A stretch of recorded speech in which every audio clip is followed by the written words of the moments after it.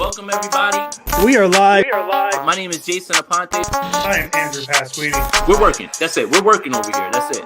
Let's go Niners. Let's go Niners. Sprint Ride Option Podcast.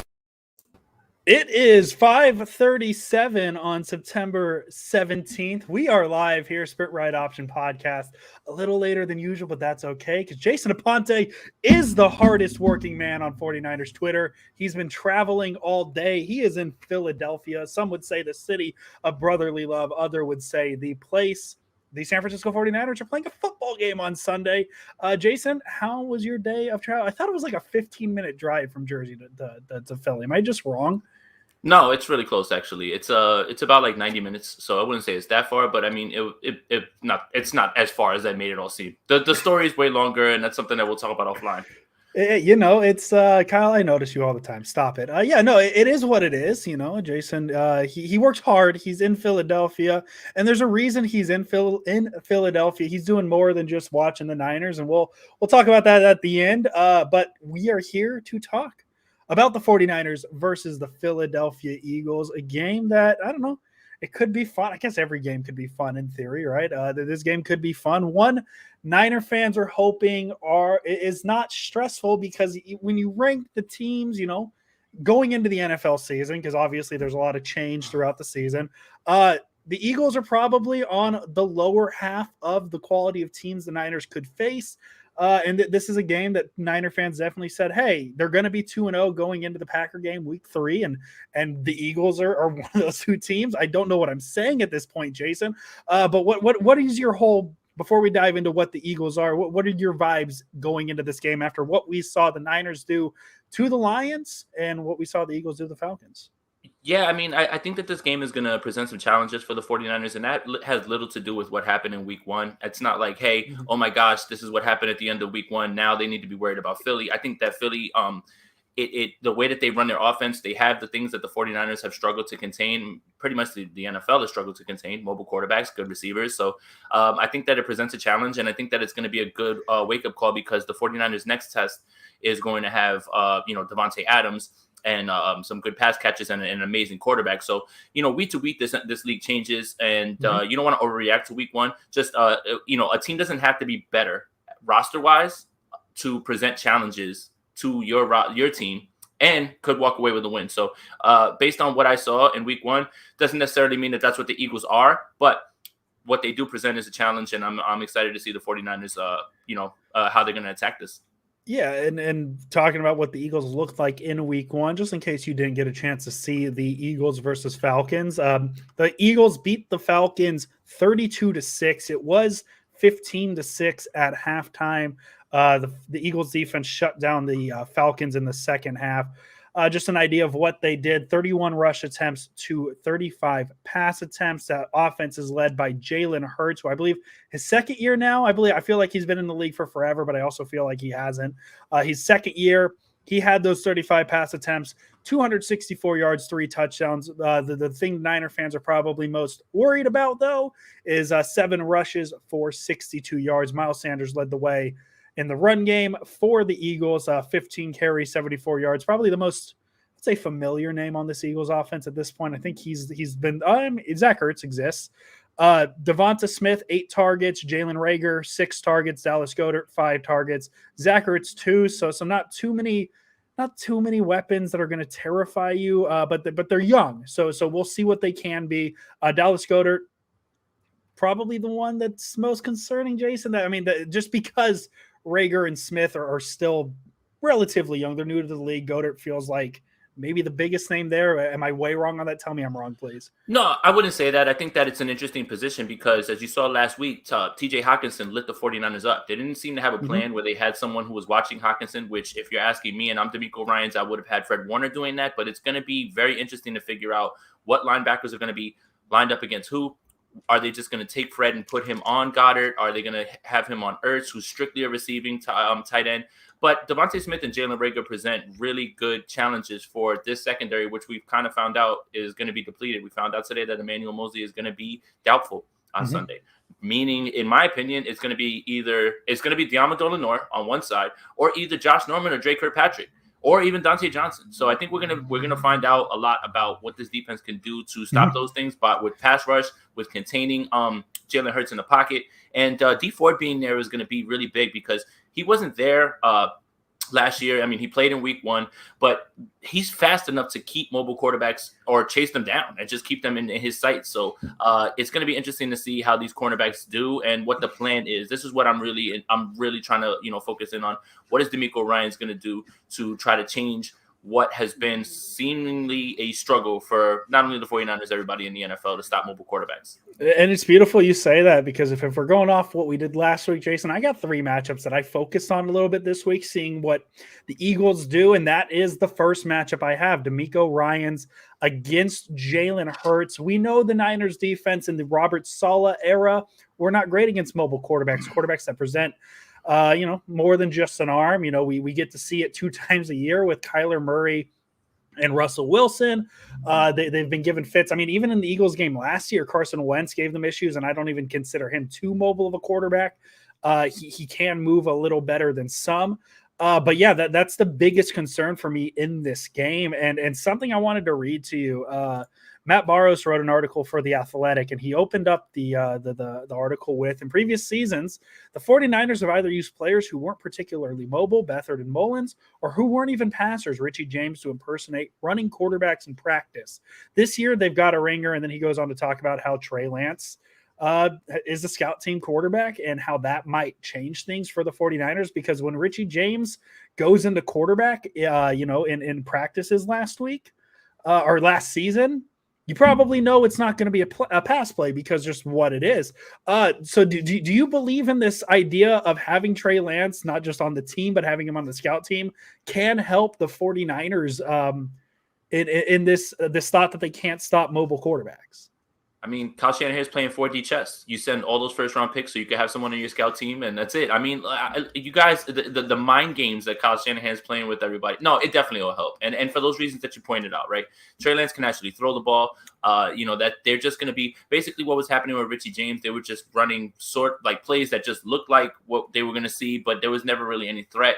Now Trey Lance can actually do that. Actually won Scout Team Player of the Week for the offensive side today. So, yeah, I mean, I think that it's going to help. It should help. And hopefully, the problem is everything was go, go, go with Robert Saleh, right? Everything's go, go, go, no read, no react. And I think that there's going to be a little bit more of that. And the 49ers are going to need to keep Jalen Hurts in the pocket because he was doing most of his damage against a bad Atlanta team outside of the pocket down the field.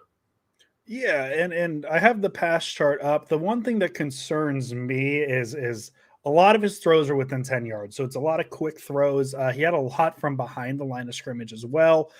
That's the one thing that worries me, because the one thing, because we've already talked about the secondary issues with Verrett being hurt and Mosley being hurt. So this is just going to kind of be a ragtag thing, is the pass rush. If teams are going to go quick throws, the pass rush isn't going to be as big of a thing to worry about, just because, they're not going to have enough time to get upfield. So there's going to be a lot of pressure, I think, on Diamador Lenore and whoever the hell the second one is. I think it's going to be Josh Norman. I think so too. That's my guess. I could be way wrong. We had Dante Johnson last week as the guess, and we weren't right there. Right. That can be concerning. I feel, obviously, very small sample size. I feel pretty good with Diamador Lenore as the cornerback one, just because he hasn't done anything to say we should be worried about him yet, but he also hasn't had a lot of time. It's that second cornerback, and also even, who's going to guard Dallas Goedert, because TJ Hawkinson had a lot of opportunities and he had a pretty good game. So it's going to be interesting to see how DeMeco Ryans attacks this offense, because it is a mobile quarterback for the first time in 2021, and it's something that's caused concern.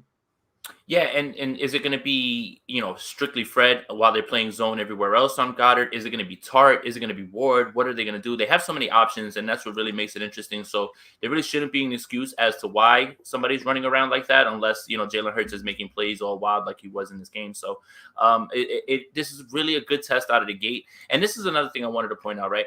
When the schedule comes out, and you were talking about the Eagles being on the bottom half of, the league, and that's why it's sometimes, well, not sometimes, I think it's most of the time silly to just say, oh, win, win, win, right? So after one win, right, you now see what they present, and maybe that's when you see what they've implemented and how Sirianni's first offensive game went. Now you kind of see, okay, maybe this isn't a win. I mean, I think it's going to be a win. Spoiler alert, it'll be a win, I think, but it's going to be a much closer game than people anticipate. I'm sticking to what I said in week one. Like I said, the result that I got in week one, it wasn't what I thought. I got to that result, but it wasn't a good process.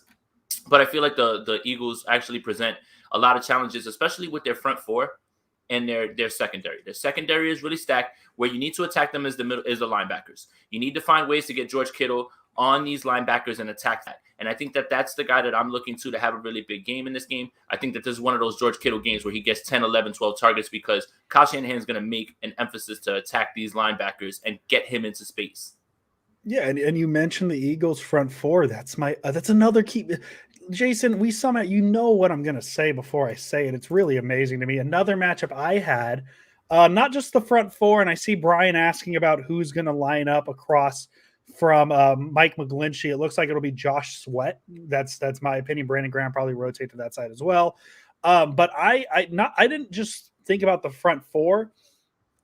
I was thinking about the interior guys. The Eagles rotated 4 guys in that defensive tackle position last week. Fletcher Cox only played 57% of the snaps. That was the highest snap count for an Eagles defender. Fletcher Cox, Javon Hargrave, and Hassan Ridgeway, they rotated majority of them. Hargrave and Ridgeway both had pretty good games. They had 3 sacks between the two of them, 2 going to Hargrave, 1 going to Ridgeway, 3 quarterback hits for each, 3 tackles for loss between the two of them. Going up against the interior of the Niners offensive line, Laken Tomlinson, Alex Mack, and Daniel Brunskill. And the Niners, I thought the offensive line was amazing last week. I think they only allowed 2 pressures, 1 coming from the interior.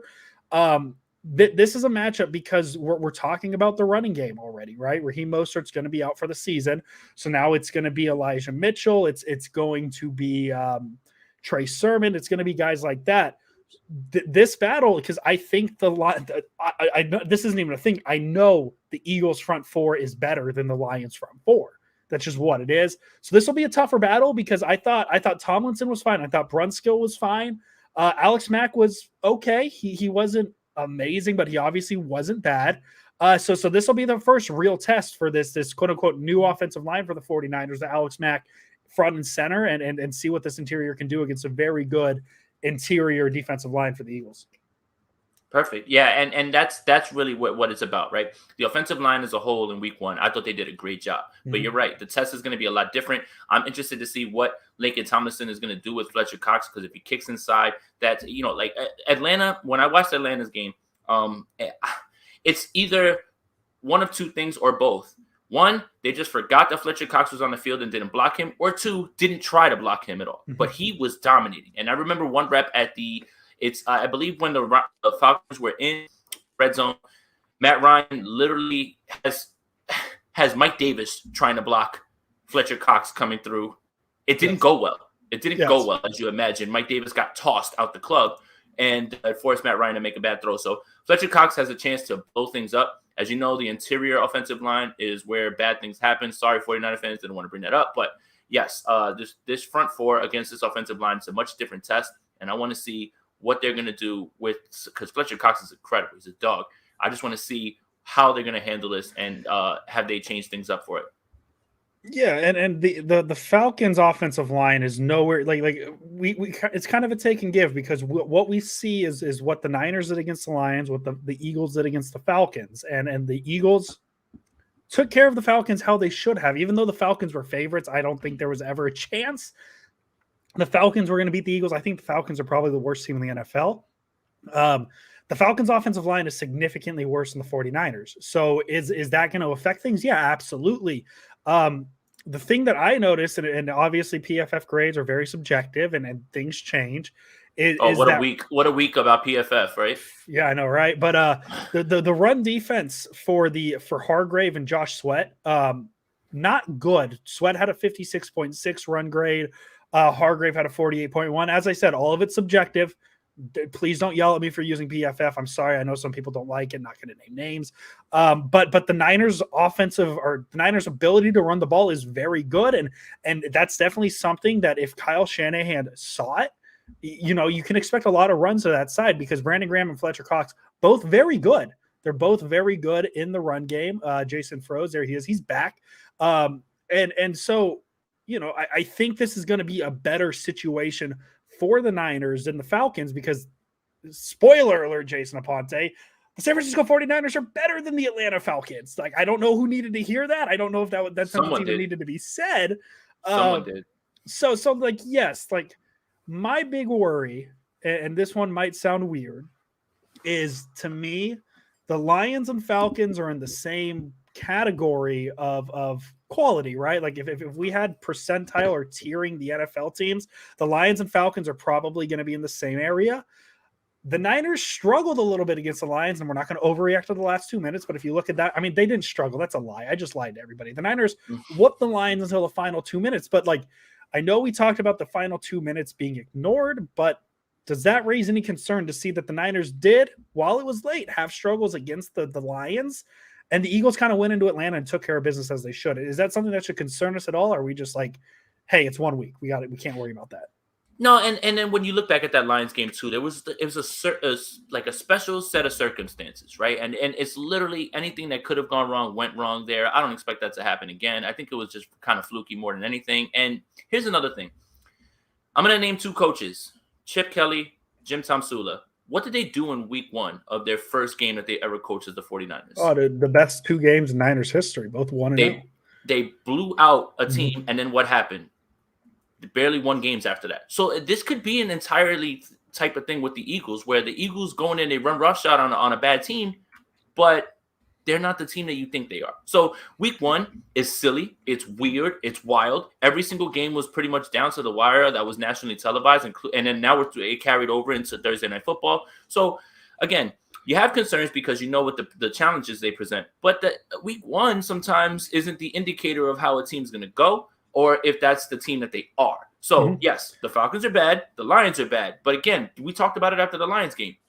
There's a world where the Lions never get that close in another game for the rest of the year, and you would not be surprised. So was it week 1 or is this the team they are? That's what we're going to find out. I'm kind of betting a little bit more that the Eagles aren't that team that they were in week 1. I think that they came out with a great game plan. I think that Falcons team is very bad, like you talked about.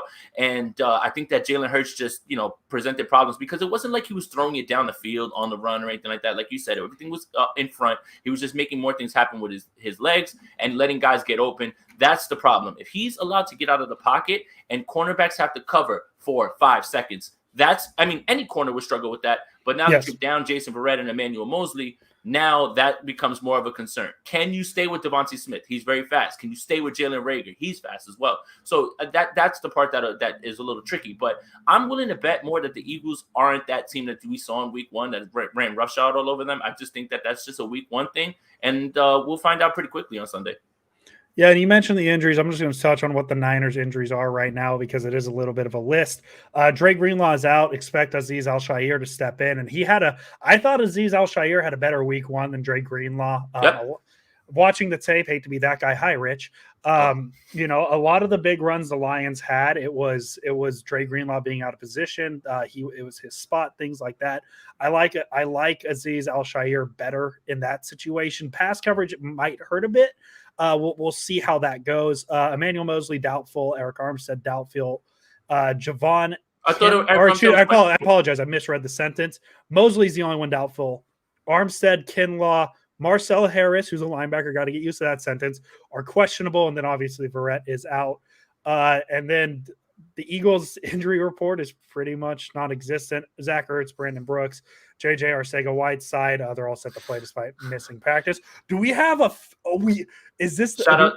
No. Yes. Shout out to my guy Joe. I was on his show. We broke it down and everything as well. Beautiful. Joe Castro, Philly the podcast. Make sure you guys check that out and make sure you guys subscribe to his channel as well too. I'm in your town, Joe. We out here in enemy territory. So I'm in Sacramento. I'm not in Philadelphia. So yeah, I mean, The only thing that concerns me about this game, and we said it a million times, we don't need to talk about it, is Jalen Hurts' ability to move, and that's what it is. And I'm excited. I think that's what makes this game so exciting is DeMeco Ryans' first opportunity at it. It's going to be a fun game. I think this is going to be a fun game. And I since I believe you said his name was Joe. I don't know his name personally. I apologize if it isn't. Yeah. I when they're in Philadelphia, it instantly makes me think of that Jim Harbaugh, the first like stamp of Jim Harbaugh, the Justin Smith forced fumble at the end of the game when the Eagles were the dream team. Fun things like that. So yeah, I don't know, something about Philadelphia. They also have you ever seen the movie? And this is me just going way off course, Jason. The garbage picking, field goal kicking Philadelphia phenomenon. Have you ever seen that movie? Never. It's a Disney movie. I think you can only find it on YouTube. It's Tony Danza. He's a garbage man, and the Eagles are so desperate at getting a kicker, they get Tony Danza as a kicker who's a garbage man. It's a phenomenal Disney movie. He does, and then like they throw in a weird like family storyline where he cheats on his wife. Maybe he becomes the biggest celebrity in Philadelphia. Forget that. Did the Eagles pick a person off the street who used to pick up garbage, and was he successful as a kicker? Yes, he actually. Oh, so you can pick up garbage men, and they'll be kickers. Man, I gotta see this movie. Oh my goodness! Listen, draft day was nothing like anything that actually happens in the NFL. But that's how you pick up kickers. And you go find a garbage man and say, let's get out there, Tony Danza. You make your kicks, okay? I should have thought this through. I apologize. You definitely just made my point, and I love you for that, honestly. Let's take this donation real quick. Napa, we appreciate it. Any info on Sherman? I know they reached out to him last week. The move ended up being Dre Kirkpatrick, who might get time this week. Who knows? But Sherman essentially said, hey, we have his phone number. So take that as you may. We might see Sherman later in the year. We might not. Yeah, it's a Disney movie, but Disney movies are reality. Yeah, Disney movies. Yeah, dude. Frozen's pretty much an autobiography of a princess. Angels in the Outfield. Wait a minute, that definitely happened to the California Angels, and Danny Glover was their manager. I remember it clearly. Yeah, I remember Matthew McConaughey was their center fielder. I remember that clearly, and that definitely happened in real life. Yeah, exactly. We've completely gone off the rails. We're off the rail. I made the mistake of mentioning a movie, and now we're here. Jason, I had one more matchup I wanted to talk about because it does go into the DeMeco Ryans thing, and it just kind of it's based off of one game. It's Nick Bosa against Jordan Mailata. Mailata had a very good game against, and I apologize if I'm butchering it. I should have looked up the pronunciation, and I'm sorry that I didn't.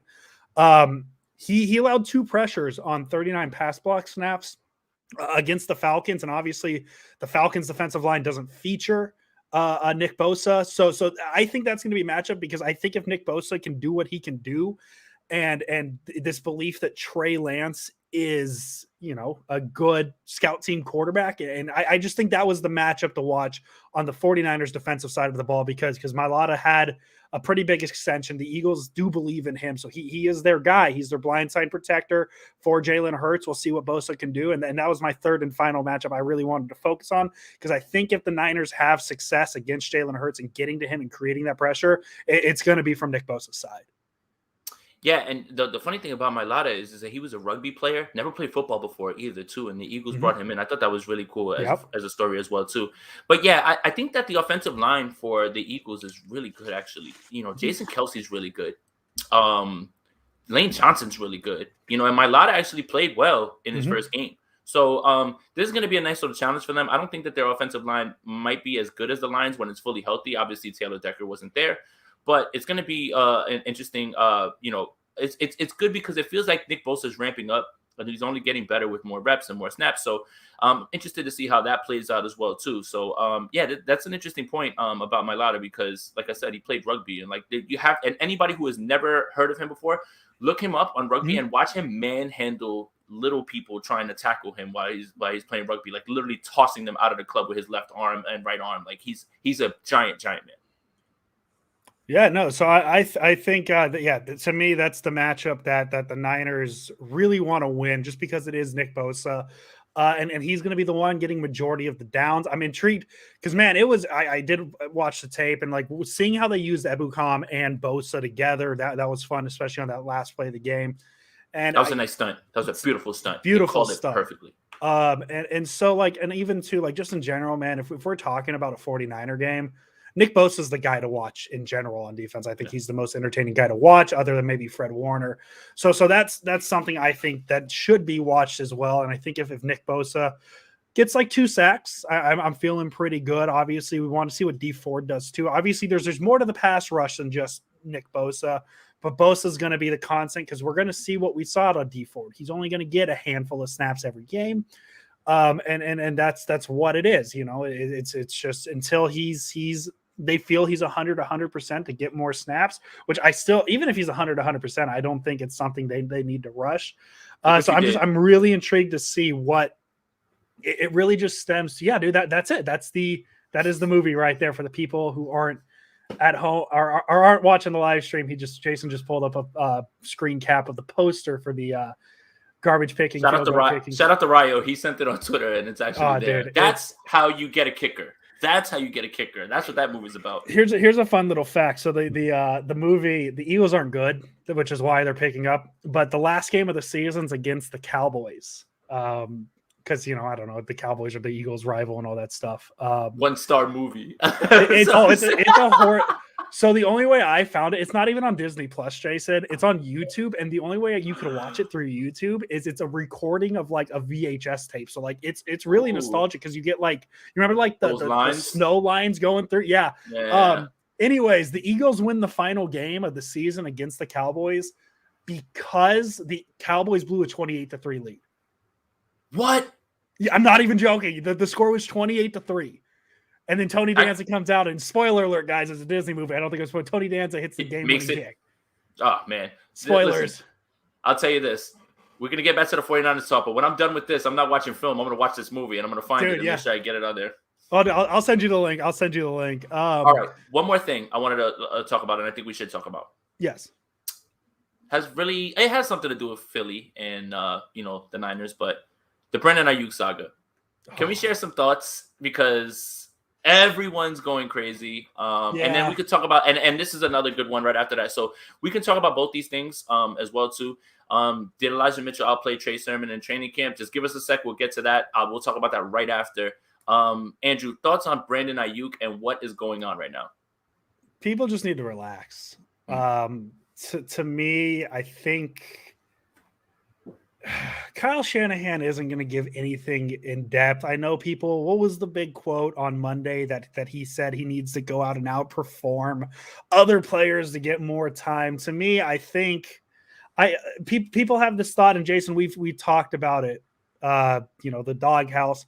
I don't think he's in the doghouse. I don't think that's at all what the case is. I think that is Kyle Shanahan using a style of coaching that's to try and motivate Ayuk to be better, whatever it may be, because I don't know what's going on. I'm going to lean more towards the thought that his hamstring wasn't feeling 100%. And yes, you could say, hey, he was on the field. Maybe he was on the field for a reason, just the idea that he's out there. Maybe they didn't feel comfortable enough with him getting the ball, but they felt good enough with him being out there just to, give the Lions something to think about. I'm not ready to say he's in the doghouse yet. I'm going to lean towards the belief of what is the hamstring injury. That's my quick and dirty thought on it. I obviously we'll see what happens. We'll see what happens because if we have another case of he doesn't get a lot of snaps and he doesn't get a lot of looks, then there might be more of a conversation. But as Javi Vega would say, if he has a 10 reception game, as he's tweeted about 40 times this week, what are we even talking about here? Yeah. That's my kind of quick and dirty thought on it. I don't want to dive too deep into it because I just think it's right now it's a non-story until it is. Yeah, and Kyle talked about him not being in the doghouse. Literally used those words. McDaniel said that he had a great week, and yeah, I think that it is a little bit of the injury stuff, and it is a little bit that he did taper off at the end of camp. He started out like a madman, and then Deebo Samuel was the one consistently who was the best receiver on the field every single day. So yeah, it's a little bit about that, and I think that Brandon Ayuk is learning a little bit that don't ever get complacent, and that's fine. I would be shocked. I would be shocked if Brandon Ayuk was not involved at all in this game. And also the combination of the fact that Trent Sherfield was so good and was playing like a man with his hair on fire, like the entire camp. And he was just so good. I mean, and that's another way that you can bring in Ayuk and bring him along slowly because Trent Sherfield has earned that. So, yeah, I don't think it's really too much of a story, but it is something that has been lighting up 49ers Twitter. And we're going to find out pretty quickly week 2 what's going to be happening. I would be shocked if Brandon Ayuk wasn't out there. Now, to this point right here, did Elijah Mitchell outplay Trey Sermon in training camp? See, this is weird, right? This is the one that I like. All right, I'm going to try to pick this one apart because I was there for a large majority of camp, and Trey Sermon was running with the ones. When Raheem Mostert wasn't there, it was him. Elijah Mitchell was hurt in camp. Elijah Mitchell didn't play until the final playoff, the preseason game, if I'm not mistaken, right? Like, he didn't even play against Kansas City, and he didn't play in the second game. He played in the third game. So it's hard for me to believe that Elijah Mitchell outplayed Trey Sermon when he wasn't even really in camp. Now, what? We're impressed with Elijah Mitchell because he's the best receiving back not named Kyle Juszczyk on this team. I will die on that hill. But at the same time, Trey Sermon was getting those reps, and people could say whatever they want about him looking slow, maybe not explosive. That's fine. But I don't know, for my money, realistically, how you could have watched all those practices and walked away and say, man, Elijah Mitchell's outplaying Trey Sermon. And I don't think that was the case, in my opinion. Yeah, and Jason, you were at training camp. I wasn't, so I can't speak on the training camp, but I will say, in terms of what I saw in the preseason, Elijah Mitchell probably outplayed Trey Sermon, but that's because Elijah Mitchell outplayed a lot of running backs in the league. He did finish the preseason with the most rushing yards, right? That was what was Hasty. that? Hasty. Oh, Hasty. God, I got him mixed up. I'm sorry. So I'm just gonna ignore the last 30 seconds. I didn't say anything. I wasn't at camp, Jason. I can't say anything. The one thing I do want to say, the last thing on the Ayuk thing, you know, we have a comment here from Brian Boucher, which is a great last name. Waterboy, great movie. Talking about movies today. You know, Ayuk in about 4 games has more receptions than Sherfield in his career. To me, I don't even think it's about Ayuk outplaying Sherfield, man, because there's a world where all 3 of them are on the field at the same time. So I don't think it's necessarily about Ayuk versus Sherfield. I do think, and I know this might contradict a little of what I said. It is definitely, I think there is some Ayuk versus Shanahan at this point. I'm not going to say doghouse situation, but obviously Shanahan is seeing something he's not liking. Trying to motivate him. And that it is what it is. You know, things happen like this all the time. And it's just, we live in an age on Twitter where every little report and everybody has an opinion, man. Everybody has an opinion on everything, and we're going to see it. We see it all, man. Like, you know, I have 1,200 followers at this point. My opinion means nothing, but I'm sure there's people out there saying, hey, Andrew Pasquini's opinion on this was this, and people will run with it. I hope you don't do that. Please don't do that. Take Jason's opinions. He knows more than me. No. But that's more so my point, you know, is we get this information more frequently than we used to, and I'm not going to lose sleep on it until there's a reason to lose sleep on it. I don't necessarily think this is a Sherfield versus Ayuk thing. This is a Ayuk Shanahan situation, and that's really all there is to it.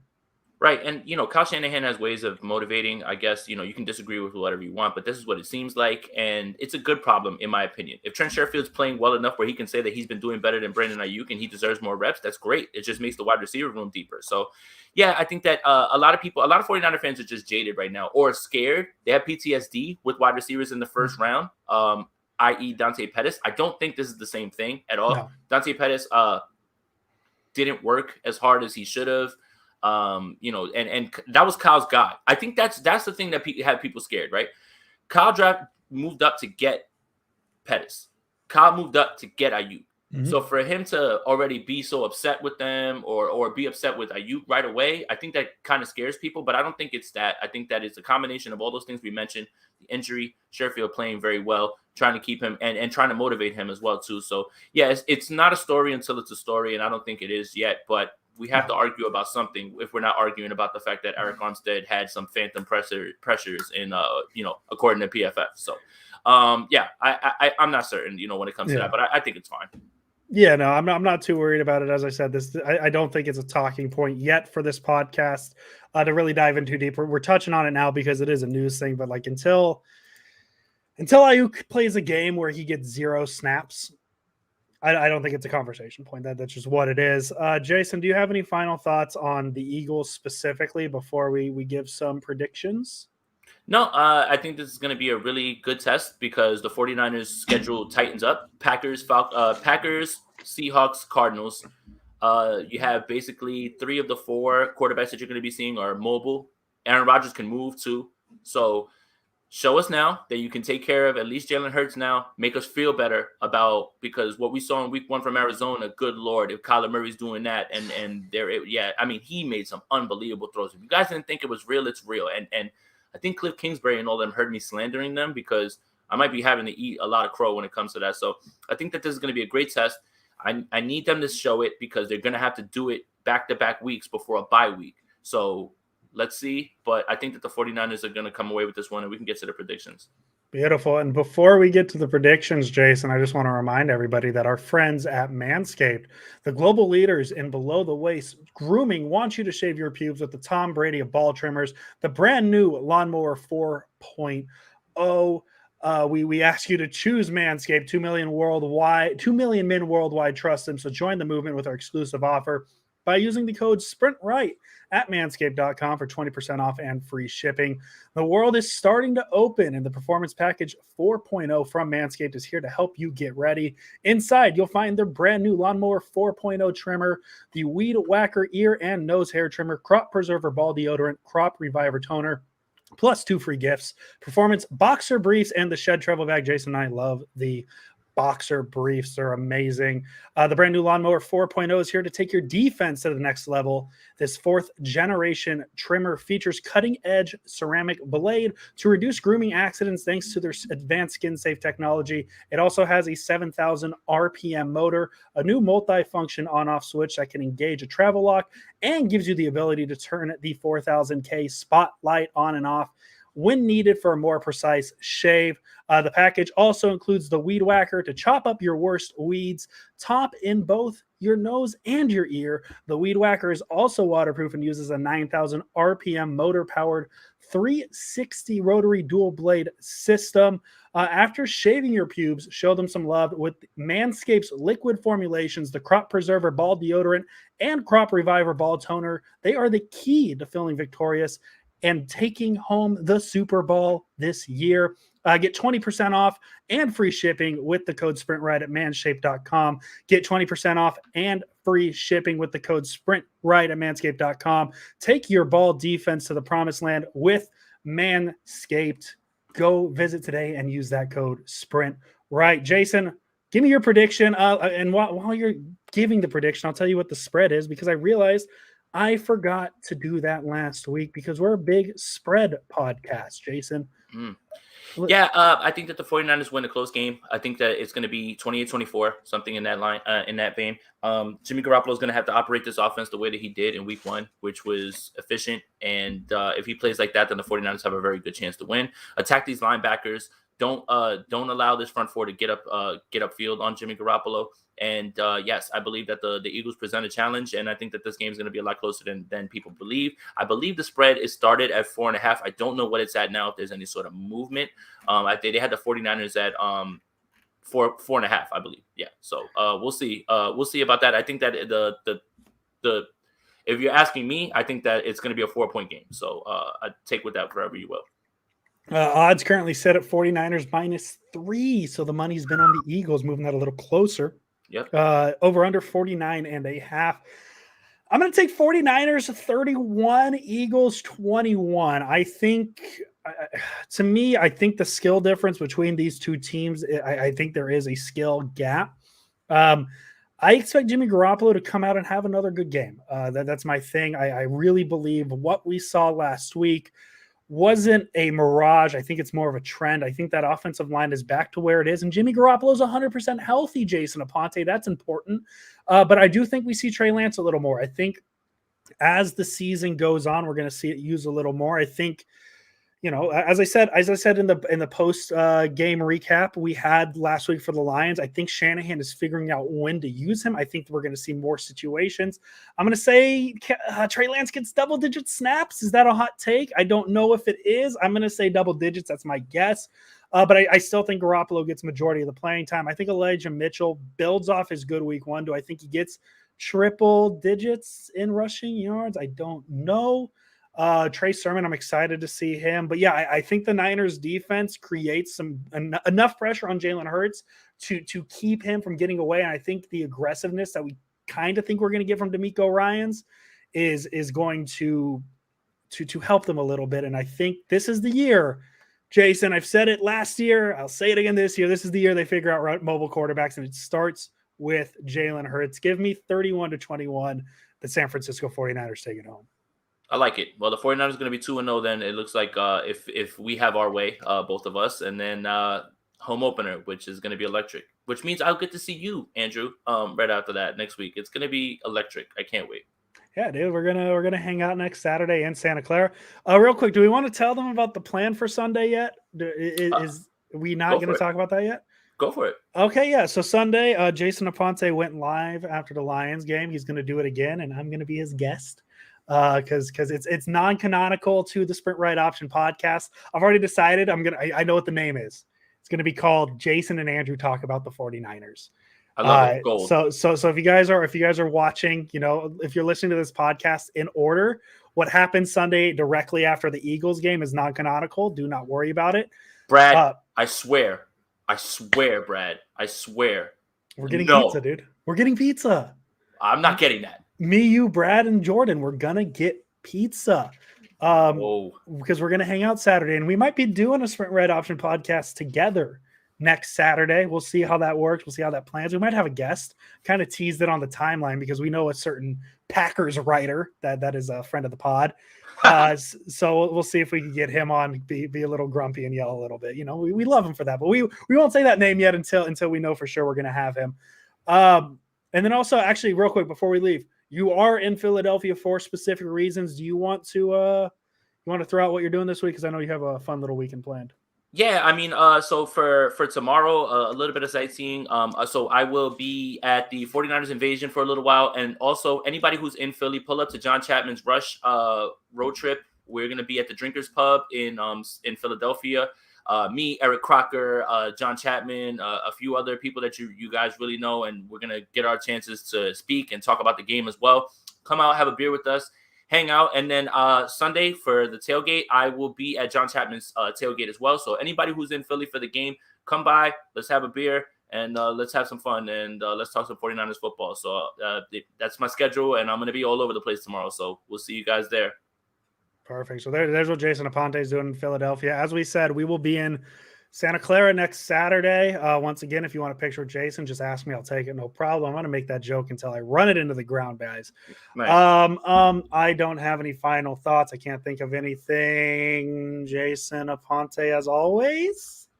Let's go Niners. Let's go Niners. Yeah, that's it. That's the last thought I had. We'll see you guys on Sunday for emotional reactions, and then Monday for a normal Sprint Right Option podcast review, because Jason and I we'll see how fired up we are when the Niners beat the Eagles on Sunday. Go Niners. Let's go Niners. Let's go Niners. Welcome everybody. We are live. My name is Jason Aponte. I am Andrew Pasquini. We're working. That's it. We're working over here. That's it.